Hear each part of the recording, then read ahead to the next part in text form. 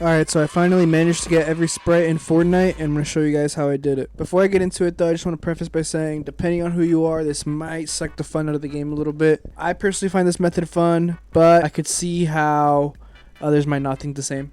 So I just want to let you know, just so you're aware of that.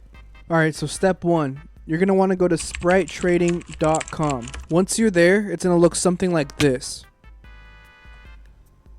The first thing you're going to want to do is go to the top right of the page and sign in. You can either sign in with either your Epic launcher or your Discord. I think there's some other options too, but those are the ones I went with. Once you're signed in, I recommend you guys browse the website and check out all the features. Promise y'all I'm not sponsored. I just found this website while trying to find a way to get some sprites, and it's been my go-to since. This website has an index where you can keep track of both the sprites you have and the ones you're missing. There's a review system set in place, so after you make a trade with people, you can give them a review and leave a comment on how the trade went. There's a leaderboard where you can see how much your account stacks up with others. And there's a bunch of other stuff sprinkled in to make things easier while trading.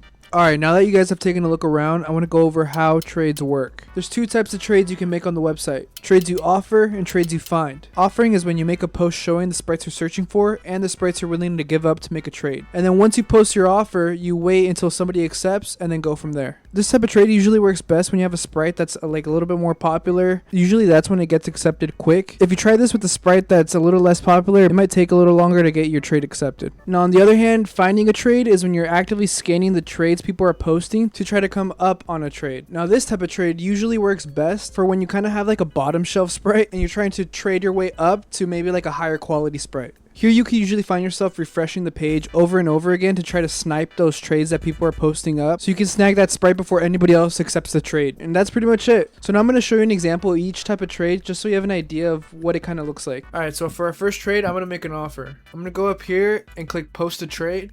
Alright, so up here, you're going to put in the sprites that you want to offer, and down here, you're going to click the sprite that you want to trade for. I'm going to click post a trade, just click post another, and then I'm going to look up here, top right, and I'm going to wait for somebody to accept my trade and for a message to pop up. While I wait for that, that's when I can go around and, you know, look for trades, a different trade. Oh, see, and I think we got a notification. Go up here, trade accepted. Coordinate in game.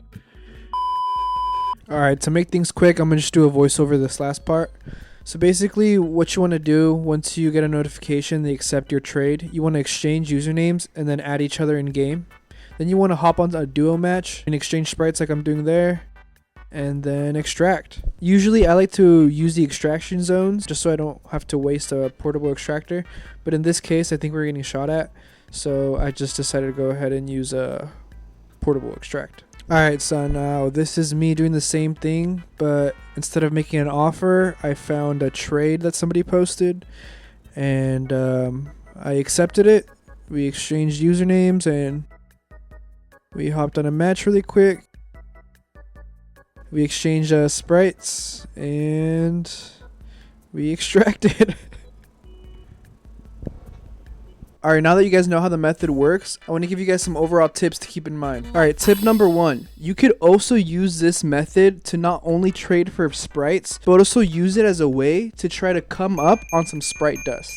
Let me explain. Let's say I finally managed to get the Grim Sprite, but I don't have that much Sprite dust. What can I do? I can make an offer to trade my Grim for, let's say, a 0-point gummy. I know that because the Grim Sprite just came out, a lot of people don't have it, so they are willing to trade that kind of more expensive Sprite, the 0-point gummy, for the less expensive Grim Sprite. And on that trade alone, you'd be making a 7,500 margin on Sprite dust. So if you see that you lost one of your more expensive sprites, you could try to trade up one of your cheaper sprites to make up that debt. Instead of having to grind out that Sprite dust, that might take a lot longer. Alright, tip number 2. If you're trading a sprite that everybody and their mom wants, once you hop in that lobby, you hide in a bush, jump in the lake, do something to try to hide the sprite you're carrying, because if people see it, they will follow you and try to land on you and take that from you, which just ends up ruining the trade and overall kills the mood, and it puts you in an awkward position where maybe the person extracted but you didn't, so then you kind of have to ask them if they're willing to,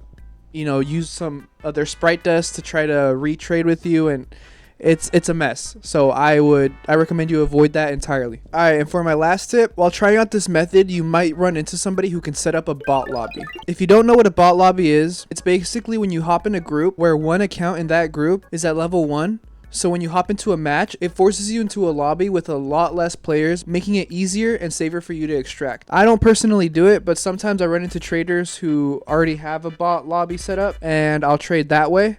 But, you know, just something for you to be aware of. But yeah, that's pretty much it.